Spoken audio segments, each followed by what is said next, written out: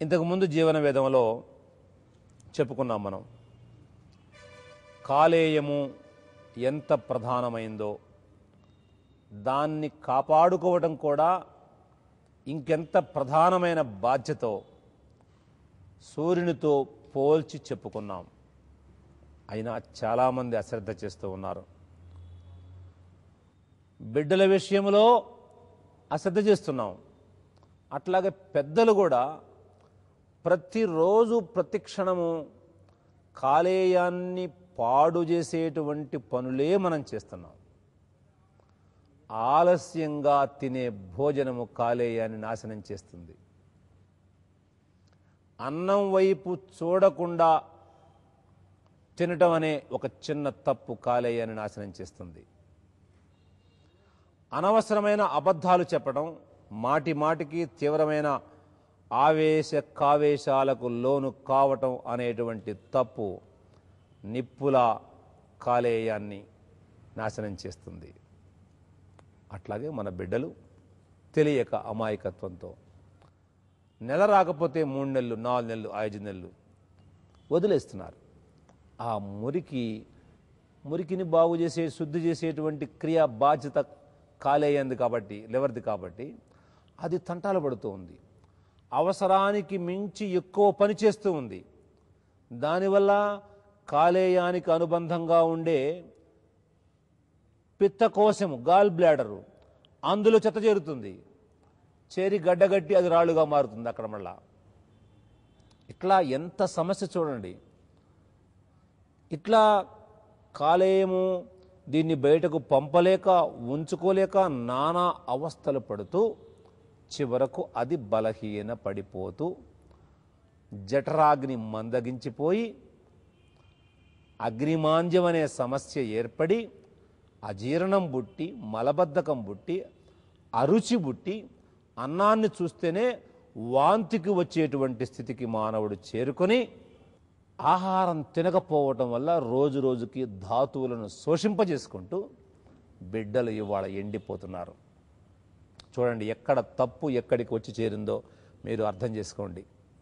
సమాజంలో ఎక్కడో ఒక మూల అరాచకం జరిగినా దాని ప్రభావం దేశం మొత్తం మీద ఎలా పడుతుందో శరీరంలో కూడా అంతే. ఒక చోట బయటకు పోకుండా ఆగిపోయినటువంటి మురికి తిరిగి మరలా శరీరం అంతా వ్యాపిస్తూ అణువుని అవయవాన్ని చిన్నాభిన్నము చేస్తూ అస్తవ్యస్తం చేస్తూ ఉంది.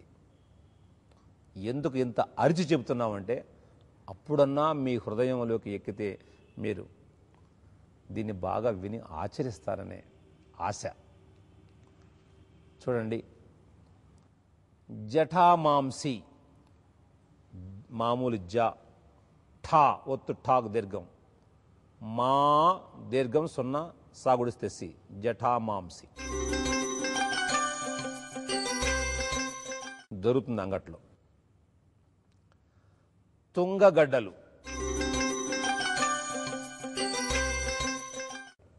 మీకు చాలాసార్లు చూపించాము ఇంతకుముందు. ఈ రెండు ఒక 50 గ్రాములు తీసుకోండి.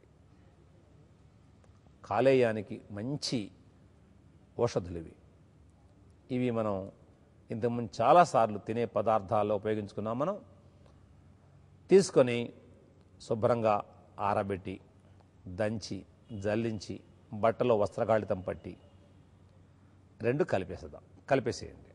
కలిపి ఒక సీసాలో పెట్టుకోండి. పెట్టుకొని బిడ్డలకు ఒక చిటికెడు పొడితో ప్రారంభించండి.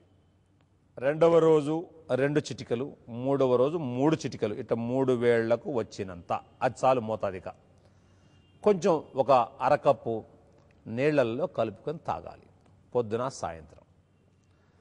10 నుండి 20 రోజులలోపు కాలేయములో అనూహ్యమైన మార్పు వస్తుంది. బలహీనపడిన కాలేయము తిరిగి మళ్ళా బలాన్ని పుంజుకుంటుంది.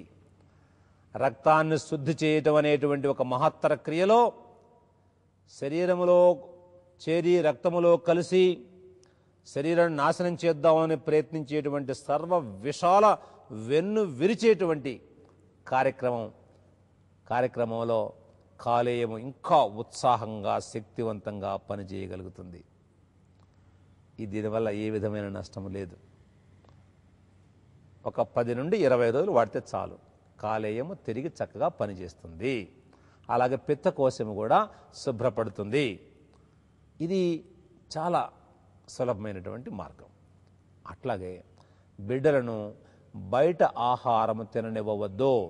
కాలేజీలకో యూనివర్సిటీలకో ఇట్లా వెళ్ళేటువంటి పిల్లలకు సామాన్యంగా ఏమవుతుందంటే బయట రోడ్డు మీద ఈ బాగా విపరీతంగా వేయించినటువంటి పదార్థాలు, ఫ్రై చేసినటువంటి ఇవన్నీ తినటం అలవాటు అవుతుంది. అవి చాలా హానికరం చేస్తాయి. నల్లగా వేయించిన ప్రతి పదార్థము కాలేయానికి హాని చేస్తుంది. కాబట్టి బిడ్డలకు మీరు చక్కగా చెప్పి, అమ్మా ఇలా తినవద్దు, వీటిని ఇంట్లోనే ఆహారం తీసుకోండి అని చెబుతూ, మీకు గతంలో కూడా కాలేయం గురించి చెప్పినప్పుడు చక్కగా అతి వేడి చేసే పదార్థాలు, ఆవకాయ పచ్చడి అంటే, ఈ కోడి మాంసం అంటే, కోడిగుడ్లు అంటే, ఇట్లాంటివన్నీ తీవ్రమైన పదార్థాలు, తొందరగా అరగని పదార్థాలు, మురిగిన పదార్థాలు, ఉడకని పదార్థాలు, ఇట్లాంటివన్నిటిని వదిలిపెట్టి సులువుగా అరిగేవి, చలువ చేసేవి, తొందరగా శక్తినిచ్చేటువంటి పండ్లు, ఇట్లాంటి పదార్థాలు, ఆకుకూరలు, కాయగూరలు, తాజాగా ఉండేటువంటి ఫ్రిడ్జ్లో పెట్టినవి కాకుండా ఇట్లాంటివి వాడుతూ బిడ్డలను మీరు సంరక్షించాలని కోరుతూ చిన్న విరామంతో మనం